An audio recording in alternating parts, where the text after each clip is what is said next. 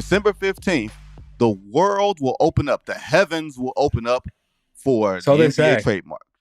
December 15th is an important day because that's the first day that players who were signed the contracts in the offseason are eligible to be traded.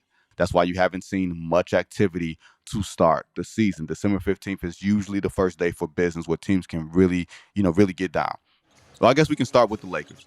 8-2 over their past 10 games, or maybe 9-3, I believe, after losing to Philadelphia and beating Detroit. I don't know if they turned anything around. I've seen them play. Like 5 of those 9 wins have come against San Antonio and Detroit, 2 teams that are in the Victor sweepstakes. So it's hard to say what this product is. And Russell Westbrook sat the entire fourth quarter. Darvin Ham just said, hey, the group that I had going, they were going. It wasn't any indictment on Russ, but it was the team that I liked on the floor, the group that I had on the floor. I would be very curious to see if, even with the turnaround, that Russ is still in the trade market. I'm sure that he is. But, Jake, I'm sure the Lakers probably control the trade board, right? They're definitely a big domino that other teams are waiting to see fall. And I think, the East has started to shake out a little bit. We woke up today, and it's Boston, Milwaukee, Cleveland, Brooklyn, Philly. They've kind of established themselves as the top 5. But the West is still jam-packed. The rest of the East is still jam-packed. And we've heard so many executives, so many lower-level staffers, so many agents, anyone who would have any morsel of knowledge. They've been using the standings being bunched as kind of an excuse, in my opinion, to not come to an assessment of what your team is. I don't care what the standings are. 20 games into the season, how do you not have a strong assessment of what your team is? So I say all this to say I'm skeptical how much activity we're going to see here while the standings are still bunched up, because there's still so many teams that are looking at the Lakers and saying, oh, well, we'll see what the Lakers do first. They're looking at Phoenix and Jay Crowder and saying, oh, we'll see what happens there. They're looking at the market being set rather than wanting to be the team that sets the market. So there are sellers available. There are veterans that can be had.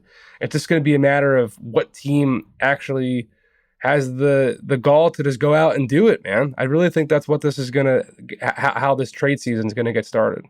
DeMar DeRozan in year 2 of a 3-year deal. Nikola Vucevic. Remember, they gave up 2 first-round picks in that Wendell Carter deal that kind of helped legitimize them in a way. Vucevic was a more polished player to that point. Even if he's not impacting winning now, it meant something to them. And I think that opened the door for DeMar DeRozan to get there. But it's important to note, the Bulls do not have any picks in this Victor Wembanyama draft.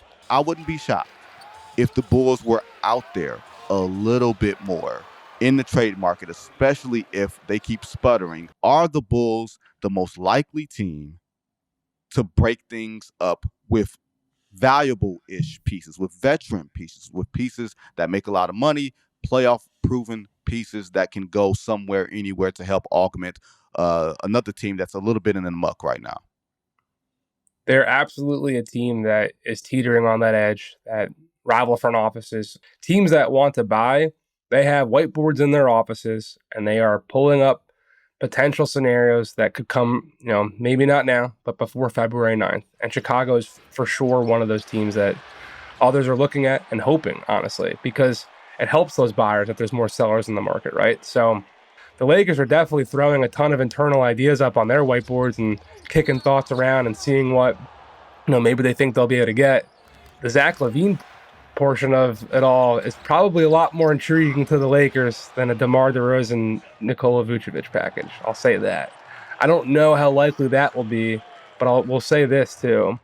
F them picks, clearly, which is what the Lakers will say. F them picks. Well, I'm talking about the Chicago side of things. The Lakers, I think, if Zach Lavine was on the table, that's the type of player, when they've been saying both publicly and privately or whatever, that they're holding out these picks and holding Russ, for an actual difference-making player. They're talking about a Zach Lavine. They're talking about a Bradley Beal. They're talking about fill in the blank of other players that have been linked to LeBron and the Lakers down the line, right? To your ultimate question of will this happen?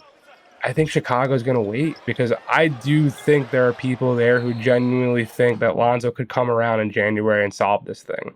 But at that point in time, How far down the Yeah. line will you be as a franchise? And will the season get away Exactly. from you by January? Exactly.